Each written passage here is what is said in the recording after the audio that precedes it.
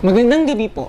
Handang-handa na si Coach Ogie Mamon na pangunahan ang inaabangang kampanya ng UST Spikers sa nalalapit na UAAP Season 77 Volleyball Tournament na magbubukas sa ika-21 ng Nobyembre. Narito si Lara Moralios para sa kabuuang detalye.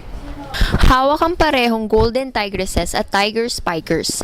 Mataas ang kumpiyansa ni Ogie Mamon na makakabawi na ang UST ngayong taon matapos bigong makapasok ang universidad sa Final Four ng UAAP noong Season 75 at 76. Siniguro na din ni Mamon na hindi makakaapekto ang magiging performance ng UST sa kanyang responsibilidad sa Philippine Men's Volleyball Team, kung saan siya ang bagong talagang head coach.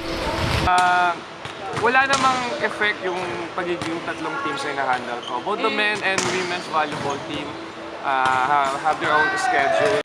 Lara Moralios para sa Stropol Newsbreak. Manatiling nakatutok para sa iba pang balita. Ito po si Ken Mendoza para sa Stropol Newsbreak.